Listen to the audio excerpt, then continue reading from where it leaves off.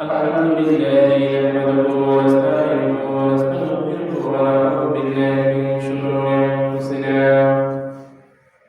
ومن سيئات أعمالنا من يهده الله فلا مضل له ومن يضلل فلا هادي له ونشهد أن لا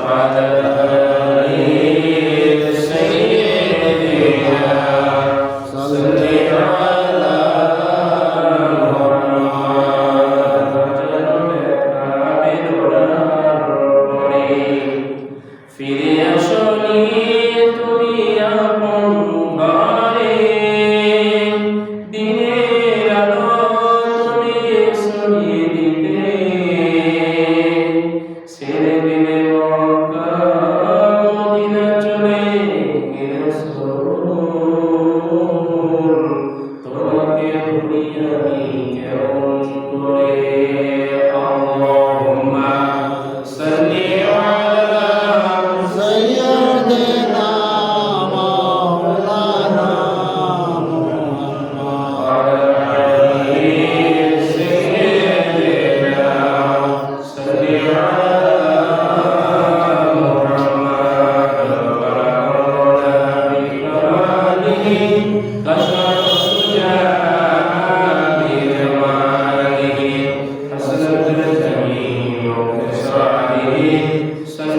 عليه وعليه ولولا بكماله كشف الدجى بجماله حسن الجميع بخصاله صلوا عليه وعليه الحمد لله الله رب العالمين جل جلاله দরবারে কোটি কোটি শুকর আদায় করছি যে রব্বুল আলামিন জল জালালুহু আমাদেরকে মহব্বত করে ভালোবেসে সালাতুল আলাইহি করার জন্য মসজিদে আসা এবং বসার জন্য তৌফিক নসিব করেছে সে মহান রব্বুল আলামিন জল জালালের দরবারে কালিমাতুল শুকর আদায় করছি শুকরের জবান হাসিল করছি আলহামদুলিল্লাহ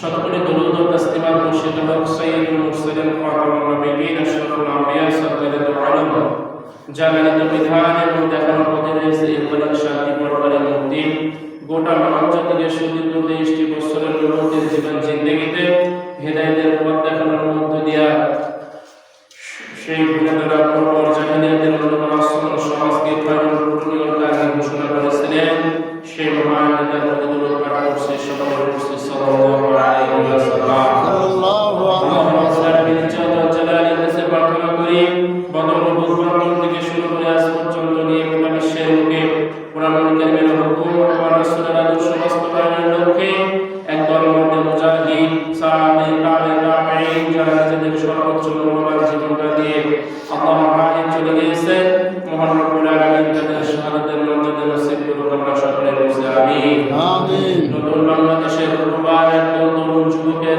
তাজা রক্তে ভেজা এই বাংলার জমিন সুদীর্ঘ 16-17 বছরের ফ্যাসিস্ট শাসনের অনুসরণ ঘটিয়ে যে যুবক ভাইরা একটি ন্যায় ইনসাফ ভিত্তি তৈরি করার মতো দেশের রূপরেখা তৈরি করে দিয়েছেন যে যুবক ভাইরা শহীদ হয়ে গেছে আল্লাহ রাব্বুল আলামিনের কাছে প্রার্থনা করি আল্লাহ রাব্বুল আলামিন তাদের অতীতের গুনাহ মাফ করে দিয়ে জান্নাতুল ফিরদাউসের মেহমান হিসেবে কবুল করে নেন আমরা সকলে বলি আমিন আমিন সম্মানিত উপস্থিতি হাজিরিন আল্লাহ রাব্বুল আলামিন ইজ্জত ও জালাল তিনি গোটা মানব জাতিকে সৃষ্টি করে একটা কথাতেই ডাক দিয়েছেন ইয়া আইয়ুহান নাস বলে ঠিক কিনা গোটা মানব জাতিকে সৃষ্টি করার পরে কোরআনুল কারীম যে মানুষের প্রত্যেকটা ধাপে ধাপে রাখতে পারে কোরআনুল কারীমের শিক্ষা যে মানুষের ঘরে ঘরে থাকা দরকার কোরআনুল কারীম দিয়ে মানুষের জীবন গঠন করা দরকার কোরআনুল কারীমের হুকুম দিয়ে মানুষের জীবন পরিচালনা করা দরকার কোরআনুল কারীম মানুষের প্রত্যেকটি ক্ষেত্রে যে ভাবে কাজে লাগতে পারে রান্নাঘর থেকে শুরু করে সংসদ ভবন পর্যন্ত কোরআনুল কারীম যে লাগতে পারে এই কোরআনুল কারীমের উপকার যেন সবাই পায় এই জন্য আল্লাহ রাব্বুল আলামিন মানুষদের উপকারের জন্য কোরআনুল কারীমের ক্ষেত্রে ইয়া আইয়ুহান নাস বলে সম্বোধন করেছেন ঠিক কি না ঠিক এই ক্ষেত্রে আমরা যদি এখন এক শ্রেণীর মানুষ আমরা যদি কোরআনটাকে শুধুমাত্র মসজিদের মধ্যে সীমাবদ্ধ করে দেই একটা দলের উপরে সীমাবদ্ধ করে দেই একটা জাতির একটা গোষ্ঠীর উপরে সীমাবদ্ধ করে দেই টুপিদারদের উপরে যদি কোরআনটাকে সীমাবদ্ধ করে দেই কোরআনের হুকুম মানা যদি এরকমই কাজ হয় তাহলে সেই ক্ষেত্রে দেখা যাবে গোটা মানুষ কিন্তু এই কোরআন দ্বারা উপকার পাবে না পাবে বলেন কোরআন পাবে না কোরআনুল কারীমটা আল্লাহ রাব্বুল আলামিন গোটা মানব জাতির জন্য দিয়েছেন এখানে শুধু মুসলমান উদ্দেশ্য নয় শুধু মুমিনরা উদ্দেশ্য নয় আল্লাহ রাব্বুল আলামিন হুদালিন নাস যেটাকে বলেছেন সেটা হলো গোটা মানব জাতির মধ্যে মুসলিম হিন্দু বৌদ্ধ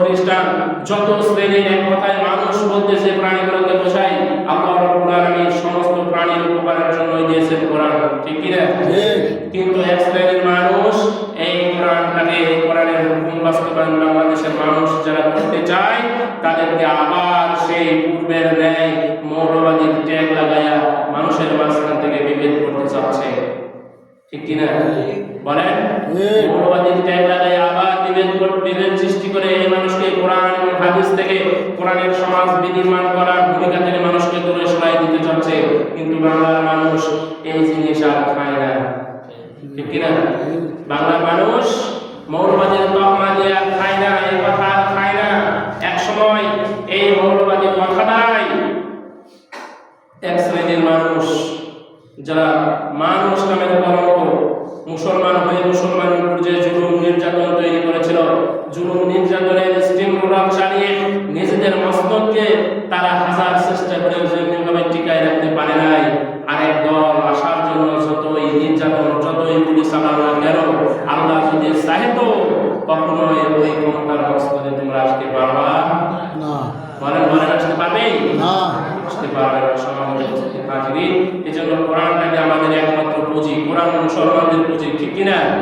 কোরআন একমাত্র মুসলমানদের পুঁজি, কোরআন ইমানওয়ালাদের পুঁজি, কোরআন নামাজওয়ালাদের পুঁজি।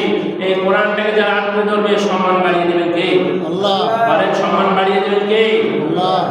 আমরা বারবার দেখেছি এই জাতিকে ধোঁকা ছাড়া, ধোঁকা দিয়ে বোকা বানানো ছাড়া বিগত সময়ের শাসক গোষ্ঠীরা যা করেছে, প্রত্যেকবার নির্বাচনের সময় নিজেরা ধর্মের নামে ব্যবসা করে নিজেদের ক্ষমতার মস্তদে বসে স্বার্থ সিদ্ধি করে নিজেদের প্রকট পূজা করেছে। বাংলার সাধারণ 16 কোটি জনগণকে কিছু তারা দেয় না, দিয়েছে?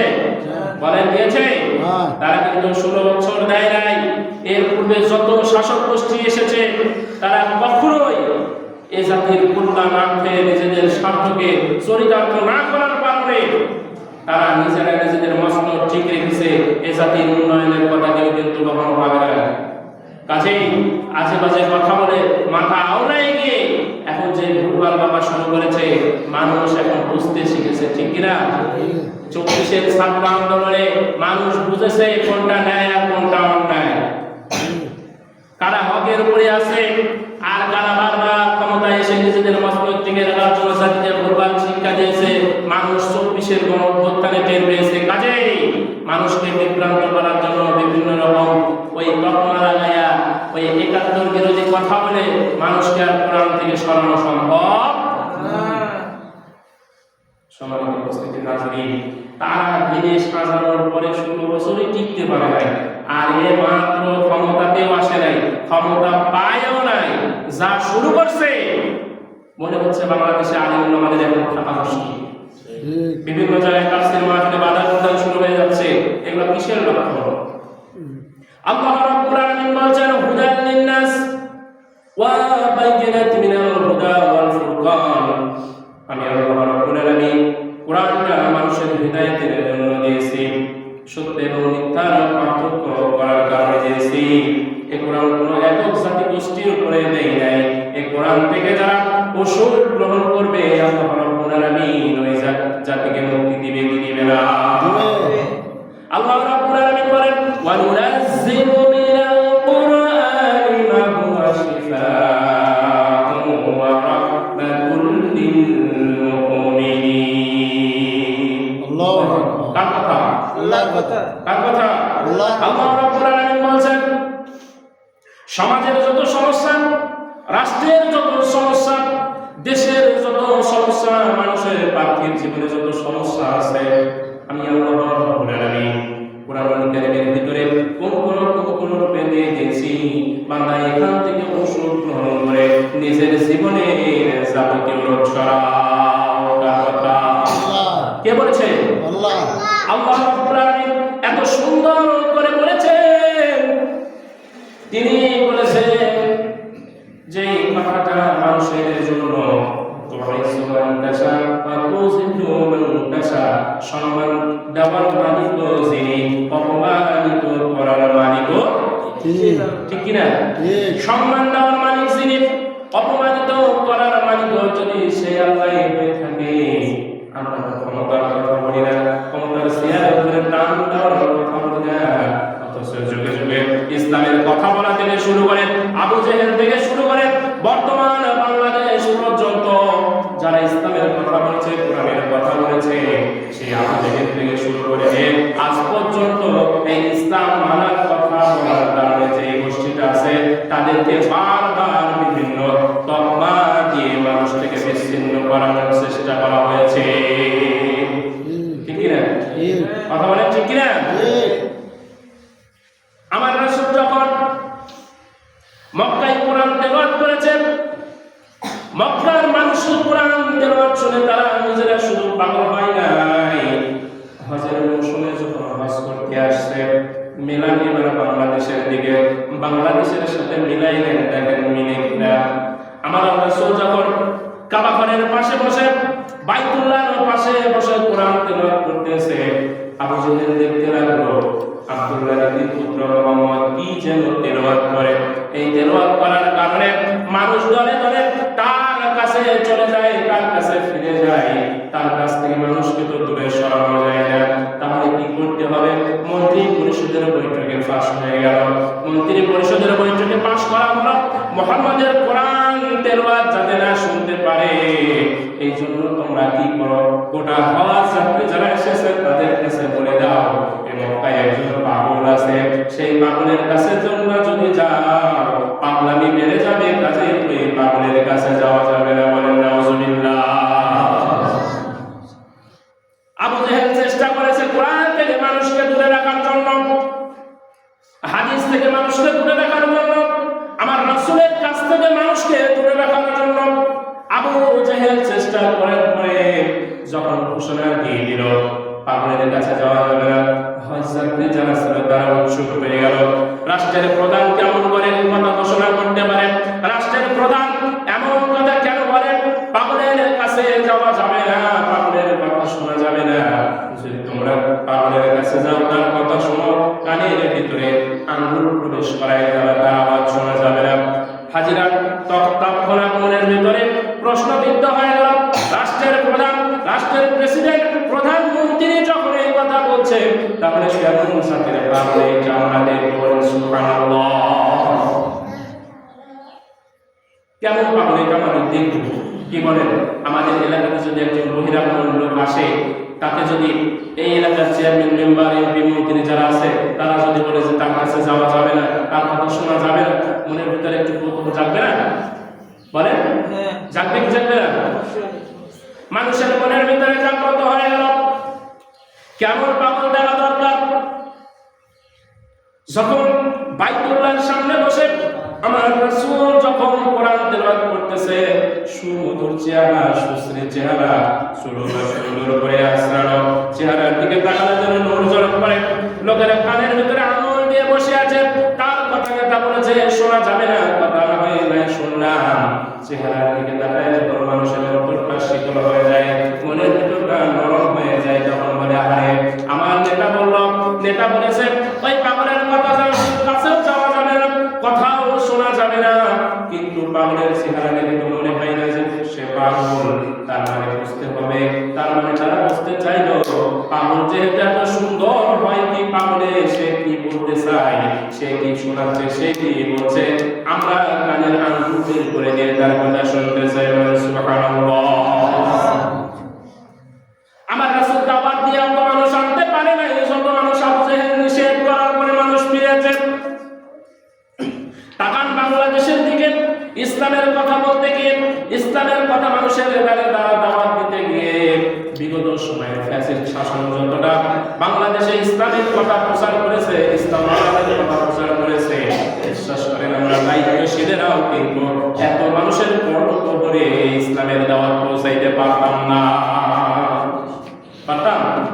বলেন বলেন পারতাম? বাংলাদেশে যতগুলো টিভি চ্যানেল আছে সব সময় ইসলামওয়ালা দলের পক্ষে, তারা বিপক্ষে বলার কারণে মানুষের কর্ণকুহরে ইসলামের বিপক্ষের কথা আসার কারণে মানুষ ইসলাম জিনিসটা কি, ইসলামের শাসন আসলে কেমন হবে, এইটা আজকে বিচার করার মতো মন মানসিকতা বাংলার মানুষের তৈরি হয়েছে। ঠিক কিনা? মেরা আবু জেহেলের দিকে আবু জেহেল নিষেধ করলো তার কাছে যাওয়া যাবে না, যদিও তার কাছে যাও তার কথা শোনা যাবে না। উৎসুক জনতা চলে গেল পাগলের কাছে গিয়ে, দেখে আরে সুন্দর চেহারা, সে কি বলে শুনতে চায়, সে যে যার তেলাওয়াত করছে তারা শুনতে চায়। কানের মাঝখান থেকে আঙুল দুটো যখন সরাই দিল, কেমন রহমত একটু লক্ষ্য করে দেখেন, যার উপরে কোরআন নাজিল হচ্ছে তার নাম হলো মুহাম্মদুর রাসূলুল্লাহ সাল্লাল্লাহু আলাইহি ওয়াসাল্লাম। তার উপরে কোরআন নাজিল হয়েছে, তিনি কেমন তেলাওয়াত করতেছেন, তার তেলাওয়াতের মধ্যে স্বয়ং আল্লাহ রাব্বুল আলামিনের কুদরতি মহব্বত তৈরি করে দেয়া মানুষদের অন্তরটাকে এমন ভাবে নরম করে দিয়েছেন, যারা আমার রাসূলকে দেখতে এসেছে ঈমান না নিয়ে তারা ফিরে যাইতে পারে না। আজকে তাকান ইসলামী দলগুলোর দিকে, বাংলাদেশের দিকে আজকে তাকান, মানুষ নৌকাও দেখেছে, ধানের শীষও দেখেছে। এখন একটা ইসলামী দল বাংলাদেশে আসার দরকার, মানুষ এইটা অনুভব করছে করছে, মানুষ দলে দলে ইসলামের দিকে আসতে চায়। এই আসতে চাওয়া মানুষদেরকে যারা আসতে দিতে চায় না, তারাই আজকে ইসলামী দলগুলোকে আবার ৭১-এর ওই ভয় দেখা, ঠিক কিনা? ৭১-এর ভয় দেখায়। এক মেজর ডালিম যে জিনিসের বিস্ফোরণ করেছে, মানুষেরা বুঝতে বাকি নাই দেশের শত্রু কারা আর বন্ধু। তোমাদের এত জনপ্রিয়তার ভয় কেন? তোমাদের এত জনপ্রিয়তা তাহলে ভয় কেন করো? তোমাদের এত জনশক্তি তাহলে কেন তোমরা ভয় করো? বারবার কেন ইসলামওয়ালাদেরকে টানো? বারবার কেন টুপিওয়ালাদেরকে ধরে টান দাও? তোমাদের তো শিক্ষা নেওয়া উচিত। 16 বছর যারা শাসন করে গেল, এরা টুপি ধরে টান দিয়া, জুব্বাওয়ালাদের ধরে টান দিয়া, ফাঁসি দিয়া, জেল দিয়া, জরিমানা করে, গুম করে, হত্যা করে এবার জমিন থেকে যে তাদের সরাইতে পারে নাই, তোমাদেরকে ওই 16 বছর না 16 মাসও সুযোগ দেওয়া হবে না। যদিও নাম ধরে বলার ইচ্ছা নাই, কুকীর্তি আর কর্ম থেকে নাম না ধরলে শান্তি আর হয় না। আমার মিজানুর রহমান আজহারী সে শুধুমাত্র এতটুকু 2টা বাক্য বলেছে, একদল খেয়ে গেছে আর একদল খাওয়ার জন্য প্রস্তুত হয়ে আছে। এই কথা বলাতে এমন পরিমাণ মাথা ব্যথা হয়েছে, মনে হচ্ছে এদের এমন উপদ্রব যে তারা যা ভক্ষণ করেছে এবং মোগলাই যাওয়ার মতো অবস্থা। ঠিক কিনা? কথা বলেন ঠিক কিনা? কাজে বোঝা উচিত টুপি দাড়িওয়ালাদেরকে লাগা যাবে না। এদের সাথে সামঞ্জস্য করে যদি চলো, কপাল ভালো, যদি একটু বিরোধিতা করো, 16 বছরের তৈরি করা সংসার, 16 বছর থেকে তৈরি করে সাজানো সংসার টিকাইতে পারে নাই। পারছে নাকি? বলেন বলেন, পারছে? এই আমার নাটোরের এক সন্তান বাংলাদেশ ইসলামী ছাত্র শিবিরের কেন্দ্রীয় সভাপতি ছিল 24 সেশনের জন্য। এই ইনার মেধা, কূটনীতিক মেধার তোরে সার্জি সালাম যেই কথা বলেছে, এই 24-এর গণঅভ্যুত্থান এত তাড়াতাড়ি সহজ হইত না যদি ইসলামী ছাত্র শিবির তাদের সহযোগিতা না করত। ঠিক কিনা? বাংলাদেশ ইসলামী ছাত্র শিবিরের কেন্দ্রীয় সভাপতি আমার নাটোরের সন্তান মঞ্জুরুল আলম ভাই, তিনি যে মেধা দিয়া পদদলিত করেছেন, শিবিরের একজন কেন্দ্রীয় সভাপতির কাছে 16 বছরের সংসার তোমাদের টিকে নাই। আর এখন যারা বিভিন্নভাবে চিংড়ি মাছের মতো একবার লাভ দাও, সামনে 3 পাওয়া যায়, পিছনে 2 পাওয়া যায়, এরকম পরিস্থিতিতে বাংলাদেশের মানুষকে ওই ৭১-এর যুদ্ধ দিয়ে আর বলাইতে পারবা না। আমার রাসূলের কাছ থেকে কোরআনমুখী মানুষগুলোকে আবু জেহেল টান দিয়ে সরাই নিতে চাই। আমার রাসূলের তেলাওয়াতের মুক্ততা হয়ে মানুষ ইসলাম গ্রহণ না করে ফিরে আসতে পারে না। কাজেই আমি বোঝাতে চাচ্ছি, ইসলাম ওয়ালা মানুষদেরকে, মুসলমান যারা জন্মগ্রহণ করেছে, দিনের ভিতরে যাদের ঈমান আছে, এদেরকে টান মেরে সরানো যাবে না, সরানো যাবে না, ফাঁসির মঞ্চ থেকেও সরানো যাবে না। ইসলামের গণজোয়ার যখন সৃষ্টি হয়েছে, মানুষ ইসলাম যখন বোঝা শিখেছে, কাজেই মানুষকে আর বিভ্রান্ত করে বাংলার মানুষকে ধোঁকা দিয়ে আর বোকা বানানো যাবে না। ঠিক কিনা? কথা বলে সম্মানিত উপস্থিতি হাজিরিন, দেশ পরিবর্তন যদি না হয়, জাতির ভাগ্য যদি উন্নয়ন করতে হয়, তাহলে কোরআনের আইন ছাড়া কোনো বিকল্প আইন আছে? আছে আছে আর কোনো বিকল্প আইন নেই। শুধু দেশ নাই, নিজের জীবন পরিবর্তন করার দরকার। জান্নাত জাহান্নাম থেকে নিজেকে বাঁচানো দরকার। আমি এর আগে বলেছি, চোরের সাথে চোরলে, চোরের সাথে উঠা বসা করলে যদি চোর চুরি করার কারণে ধরা পড়ে, শাস্তি আমার কম হবে না, চোরের সমান সমানই হবে। আমি বলতে চাই আপনার জনতা, সাধারণ মানুষ, আপনাদের বিবেকের কাছে আমি প্রশ্ন করতে চাই, আপনার সন্তানকে আপনি চোরের সাথে ঘুরতে দিতে চান না, আপনার সন্তানকে আপনি গুন্ডার সাথে ঘুরতে দিতে চান না, আপনার সন্তানকে আপনি মাদকাসক্ত কোনো ব্যক্তির সাথে ঘুরতে দিতে চান না, সমাজের নিকৃষ্ট কোনো মানুষের সাথে ঘুরতে দিতে চান না, তাহলে আমি আপনাদেরকে বলতে চাই, সমাজে যারা নেতা হয়ে বসবেন, যে নেতা মানুষের মাল চুরি করে খাবে, গম বিক্রি করে খাবে, টিউবওয়েল বিক্রি করে খাবে, মানুষের কম্বল বিক্রি করবে, মানুষের মাঝখান থেকে চাউল বিক্রি করে যে নেতারা খেয়ে নেবে, তাদের পক্ষে অবলম্বন করাও যা, দুনিয়ায় চোরের পক্ষ অবলম্বন করাও তা। দুনিয়াতে আপনি এখন সহযোগিতা পাইতে পারেন, নেতার সুপারিশে আপনার চাকরি হতে পারে, নেতার সুপারিশে আপনার গাড়ি হতে পারে, বাড়ি হতে পারে, কিন্তু কবরের ভিতরে যাওয়ার পরে কাল কিয়ামতের ময়দানে চোরের কাতারে দাঁড়ানো লাগবে, নতুবা কোনো উপায় না। আপনার নেতা যদি জীবনে একটিবার ধর্ষণ করে থাকে, আপনার একটি ভোটের কারণে যদি একটিবারের জন্য ধর্ষণ করে থাকে, কাল কিয়ামতের ময়দানে আপনাকে জেনা কাতারের কাঠগড়ায় দাঁড়ানো লাগবে। এখান থেকে বাঁচানোর কোনো নেতা কাল কিয়ামতের ময়দানে থাকবে না, থাকবে? গোটা বাংলার মানুষ ইনকাম ট্যাক্স দেয়, গোটা বাংলাদেশের মানুষ যে জমিনে তার ঘর বানাইছে, সেই ঘরের ভাড়া সরকারকে, ঘরের ইনকাম ট্যাক্স সরকারকে দেওয়া লাগে। সেই ট্যাক্সের টাকায় যদি কোনো নেতা চুরি করে, কোনো নেতা যদি অবৈধভাবে কোনো দেশের জনগণের টাকা যদি আত্মসাৎ করে লুট করে খায়, আর আপনার ভোটে যদি সে চেয়ারম্যান, মেম্বার, এমপি, মন্ত্রী যদি হয়, আর এই চেয়ারম্যান চুরি করার কারণে, এমপি চুরি করার কারণে, মন্ত্রী চুরি করার কারণে, কাল কিয়ামতের ময়দানে আপনি নিজে যতই সাধু সুফি সাজেন, যতই নামাজ পড়েন, আর যতই রোজা করেন, আপনার মন্ত্রী যদি চুরি করার কারণে আল্লাহর দরবারে চোরের কাতারে দাঁড়ায়, আপনাকে আল্লাহ ভালো মানুষের কাতার থেকে নিয়ে গিয়ে চোরের কাতারে দাঁড় করাই দিবে। দিবে কি দিবে না? তাহলে এত দরদ লাগে কেন? এত দরদ লাগে কেন? এত মায়া লাগে কেন? হকে হকের জায়গায় থাকতে দাও। বাতিল যেভাবে চলছে, বাতিল থেকে মানুষকে দাওয়াত দিয়ে ফিরাই নিয়ে আসো। যদি বাতিল থেকে ফিরাই নিয়ে আসতে না পারো, বাতিলের সাথে যদি নিজের যোগ সুদাসে যদি নিজের অংশগ্রহণের বুঝার মধ্য দিয়া বাতিলকে শক্তিশালী করো, আল্লাহ রাব্বুল আলামিনের কাছে কাল কিয়ামতের ময়দানে কাফের আর মুশরিকের কাতারে দাঁড়ানো লাগবে, নতুবা তোমার জান্নাত জাহান্নামের ফয়সালা হওয়া সম্ভব নয়। ঠিক কি না?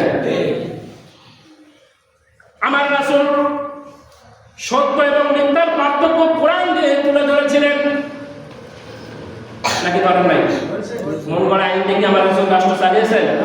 বলেন, মন গড়া আইন থেকে আমার রাসূল রাষ্ট্র চালিয়েছেন? সমাজ চালিয়েছেন? পরিবার চালিয়েছেন? অর্থনীতি চালিয়েছেন? তার মানে হলো রাসূলের উম্মত যদি নিজেকে দাবি করো, রাসূলের উম্মত যদি নিজেকে দাবি করো, আমার রাসূল যেই কাজ করেছে সেই কাজের দিকে তোমাকে পূর্ণ সমর্থন থাকা লাগবে। করতেও যদি না পারো সাপোর্ট করা লাগবে, সাপোর্টও যদি না করো ভালোবাসা লাগবে, ভালোবাসতেও যদি না পারো অন্ততপক্ষে বিরোধিতা করা যাবে না, যাবে না। আর যদি মনে করো যে আমি নামাজ পড়বো মসজিদে, জমিন চালাবো আমার ইচ্ছা মতো, নামাজ পড়বো মসজিদে, সংসার চালাবো আমার মনের মতো, নামাজ পড়বো মসজিদে, রাষ্ট্র ভবন চালাবো আমার বাপ দাদার দেওয়া নিয়ম নীতিতে, আমি বলতে চাই তোমার নামাজ মসজিদের ছাদের উপরে কোনোদিন উঠবে না। আমরা শুধু মনে করি ইসলাম এক জায়গায়, ইসলামটা হলো ধর্ম, ধর্ম থাকবে ধর্মের জায়গায়, রাষ্ট্র থাকবে রাষ্ট্রের জায়গায়, ইমান থাকবে ইমানের জায়গায়, আমার দুনিয়া থাকবে আমার দুনিয়ার জায়গায়। কি না এরকম ভাবি কি ভাবি না? এরকম ভাবছে কি ভাবছে না? কথা হলো ধর্ম কেন রাজনীতির ভিতরে আসে? কথা বলে কি বলে না? কথা বলেন, এই কথা বলে কি বলে না? ধর্ম কেন রাজনীতির ভিতরে আসে? আমার আল্লাহ রাব্বুল আলামিন ধর্মটাকে দেয় নাই, আমার আল্লাহ রাব্বুল আলামিন যেটা দিয়েছেন সেটার নাম হলো ইন্নাদ দীনা ইনদাল্লাহিল ইসলাম। ইসলাম একটি পরিপূর্ণ জীবন বিধান, এই পরিপূর্ণ জীবন বিধান দিয়েছেন কে? এই ইসলামটাকে যদি মানতে না পারো, তুমি যে দলের শহীদ হও না কেন, আর তুমি যে দলের কর্মী হও না কেন, ইসলাম তোমার যদি জীবন ব্যবস্থা না হয়, নামাজি হওয়ার পরেও জাহান্নামে যাওয়া লাগবে। আজকে লিখে নিয়ে যাও।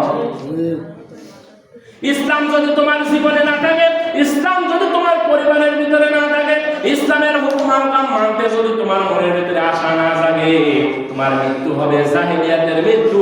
আমার কথা না, সরাসরি আমার রাসূল বলেছেন এই কথা তুমি অস্বীকার যদি করো কাফের হয়ে মারা যাবে। কাজে সাবধান হয়ে যাও। এই যে সামনে আমানত আসবে, এই আমানতের খেয়ানত যদি করে থাকো মুসলমান, যে 16 বছরের ফেকলা একবার পরে ফান্ড কেটেছো, সামনে যদি এরকম সুযোগ আসে আর এই সুযোগ থেকে যদি কাছে না লাগাতে পারো আর ব্যর্থ হয়ে যাও, আবার এমন এক জাতি তোমাদের উপর আল্লাহ চাপাই দিবেন সত্য জানার পরেও এ জাতির কবল থেকে মুক্তি হওয়া বাংলার মুসলমানের সহজে সম্ভব হবে না। কাজে ধর্ম এক জায়গায়, ধর্ম মসজিদে থাকবে না, ধর্ম থাকবে হলো আমার ঘর থেকে শুরু করে যে সংসদের মস্তক পর্যন্ত প্রত্যেকটা জায়গায় ইসলাম চলবে, প্রত্যেকটা জায়গায় কোরআনের আয়াত চলবে, প্রত্যেকটা জায়গায় কোরআনের হুকুম দেয়া চলবে। এই মূল মানসিকতা নিয়ে যদি সামনে আগাইতে পারেন তবে এই জীবন সাকসেস, নতুবা জীবন সাকসেস হবে না। জোরে বলেন হবে না। যদি এটাই হয়, যদি এটাই জেনে থাকেন, ইসলামের পক্ষে থাকার দরকার আছে না নাই? কথা বলেন না কেন? ইসলামের পক্ষে থাকার দরকার আছে না নাই? তাতে সাবধান হয়ে যান। বিগত দিনে যারা খেয়েছেন তাদের কাছ থেকে কেড়ে নিয়ে খাবার চিন্তা ভাবনা বাদ দেন। কারণ আজকে আপনি যে নেতার পিছনে দৌড়াচ্ছেন, যে নেতার কর্মকাণ্ড করতে গিয়ে আপনি সাপোর্ট দিচ্ছেন, আর ভাই বাংলার জমিনে এমন কিছু মানুষ দেখতে পাচ্ছি এখন উদয় হয়েছে, জীবনে কোনোদিন ভালো কাজ তো দূরের কথা, মানুষের সঙ্গে কথা বলে নাই, সরকারের বিরুদ্ধে কোনোদিন বলে নাই, ফ্যাসিস্টের বিরুদ্ধে কথা বলে নাই, আজকে তারা নেতা হয়ে বসে আছে। কয়েক কেজি চাউল, কয়েকটা কুম্বলের নেতৃত্ব দেওয়ার জন্য নেতা হয়ে আজকে মানুষের মাঝে বিভ্রান্ত করার চেষ্টা করছে। সাবধান হয়ে যান। মারা গেলে কিন্তু এই কুম্বল আর চাউলের সাপোর্ট দিবে না। জনগণের পাশে থেকে যদি ইসলামের কাজ করে যেতে পারেন, এই কাজই আপনাকে কাল কিয়ামতের ময়দানে সাপোর্ট দিবে। জনগণের বন্ধু হন। মাজলুম যদি জালেমে রূপান্তরিত হয় তাহলে তাদের আচরণ কিন্তু আবু জেহেলের চাইতে নিকৃষ্ট হবে। আমাদের যেমন সংখ্যায় আছি যে যারা মাজলুম ছিল তারা না যদি এখন জালেমে রূপান্তরিত হয়। একটা উদাহরণ দিয়ে শেষ করবো, যদিও এই কথাটা আগেও বলেছি, মানুষজন আসতেছে আসতে দেন। একটা উদাহরণ দিয়ে শেষ করবো। বাংলার মানুষের জনগণের ভাগ্য নিয়ে প্রত্যেকবার ক্ষমতাসীনরা দলাদলি করে নিজেদের মস্তককে টিকায় রাখছে, কিন্তু এই মানুষের ভাগ্যের উন্নয়ন কোনোদিন করে না। করছে? কথা বলেন না কেন? করছে? আজকে গরিব হয়ে যাচ্ছে, ধনী আরো বড় হয়ে যাচ্ছে, নেতা আরো বড় নেতা হয়ে যাচ্ছে। ভোটারের কপালে উন্নতি নাই, আছে নাকি? বলেন আছে? আমাদের অবস্থা হয়ে গেছে ফুটবলের মতো। ফুটবল খেলতে প্লেয়ার লাগে 22 জন। কয়জন? 22 জন। গ্রুপ লাগে 2টা। কয়টা? 2টা। এবার মিলান বাংলাদেশের দিকে সরাসরি কথা না বললেও হয় না। বাংলাদেশের দল পক্ষান্তরে বড় দল হলো 2টা, একটা হলো আওয়ামী লীগ, একটা হলো বিএনপি। এরা বলেন তো দেখি 2 দলই বাংলাদেশ শাসন করেছে কি করে নাই? বলেন তাকান ভোটারের দিকে। যখন আওয়ামী লীগ ক্ষমতায় আসবে, ক্ষমতায় আসার আগ মুহূর্তে মাথায় টুপি বেঁধে তসবি হাতে গিয়ে মদিনার সনদে দেশ চালাবে বলে প্রতিশ্রুতি দিয়ে জনগণের কাছ থেকে ভোট নিয়ে ক্ষমতায় গিয়েছে কি যায় নাই? মানুষ মনে করলে না তো আল্লাহর ওলি, এ জনগণের কোনো ক্ষতি করবে না, এর সঙ্গ দেওয়া যায়। জনগণ ভোট দিয়ে তাকে ক্ষমতার মসনদে বসাই দিল। এর পূর্বে দেখেন বিএনপিও ঠিক একইভাবে ক্ষমতায় আসছে কি আসে নাই? বলেন তারাও ক্ষমতায় এসেছে, জাতির ভাগ্য উন্নয়ন হয় নাই। 2 দলই আসলো। ফুটবলের মতো আমাদের অবস্থা কেন বললাম? দেখে নেতা কর্মীরা একই পরিবারের ভিতরে এক ভাই আওয়ামী লীগ, আরেক ভাই বিএনপি, আরেক ভাই জামাত ইসলাম, আরেক ভাই জাসদ, আরেক ভাই জাতীয় পার্টি। আছে না ভাই? কথা বলেন। যখন যে ভাই বিপদে পড়ে বুকে টেনে নেয়, কিন্তু আপনি সাধারণ ভোটার, আপনি যাবেন কোন জায়গায়? এই 2 দলের লাথালাতিতে, ফুটবল প্লেয়ারের 22 জন প্লেয়ারের লাথালাতিতে ফুটবল যখন ক্লান্ত হয়ে যায়, দেখেন না প্রধানমন্ত্রীর আচরণ কেমন? প্রধানমন্ত্রীর ভূমিকায় গোলকিপার দাঁড়ায় যায়, দূর থেকে শট করেছেন, বল গোলের দিকে ছুটে চলে যায়, গোলকিপার সুন্দর করে বলটাকে বুকে ধরে আউশায় নেয়, বল বলে বাহ এত সুন্দর আদর, এ তো 22 জন, এর ভিতরে 20 জন যদিও পিটায়, এখন মা যেহেতু বলে দিয়েছে, মা মনে হয় আল্লাহ কি দিবে না। কিছুক্ষণ পর দেখা যায় ফুটবলটাকে হাত থেকে নিয়ে শূন্যের উপরে ছেড়ে দিয়ে পা দিয়ে এমন জোরে আঘাত করে, ফুটবল বলে ছোট ছোট আঘাতই ভালো ছিল, মা যে আঘাত দিয়েছে মনে হয় এই আঘাতে আর বাঁচা সম্ভব না। কি ঠিক কিনা বলেন? এরকম এরকম হয় কিনা ফুটবলের সাথে? আমরা ভোটার আমাদের দিকে তাকান, তারা ক্ষমতায় বারবার গিয়েছে, ক্ষমতায় টিকে গেছে, নিজেদের মস্তক পুরা করেছে, ভোটারের কপালে ওই ফুটবলের মতো লাঠি ছাড়া আর কিছু জুটে না, জুটছে নাকি? কাজে ওই জিনিস দিয়ে আর ভোলানো যাবে না, 71-এর কথা দিয়ে আর ভোলানো যাবে না, মৌলবাদী আর দেশের মানুষকে ভুল বোঝানো যাবে না। সাবধান হয়ে যান, ফিরে আসেন, মানুষের বন্ধু হন, জনগণের বন্ধু হন, ভালো কর্ম করেন, আল্লাহ যদি চায় তো ক্ষমতা দিতেও পারে।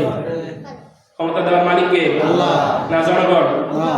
কথা বলেন, আল্লাহ। ক্ষমতার উৎস কে? আল্লাহ। জোরে বলতে হবে, ক্ষমতার উৎস কে? আল্লাহ। আর যদি মনে করেন ক্ষমতার উৎস জনগণ, মুশরিক মুশরিক মুশরিক, কথা বলেন ঠিক কিনা? আর এই ক্ষমতার উৎস জনগণের মতবাদ নিয়ে যদি মারা যান, আপনার জানাজা দেওয়া জায়েজ নাই, ঠিক কিনা? কথা বলেন ঠিক কিনা? মুশরিক অবস্থায় যদি কেউ মারা যায়, আল্লাহ পৃথিবীর মানুষের সমস্ত গুনাহ মাফ করতে পারে, কিন্তু কোন মুশরিকের গুনাহ মাফ করবে না। রাগ হচ্ছে আপনাদের? কথা বলেন, রাগ হচ্ছে? এটাই হলো বাস্তবতা,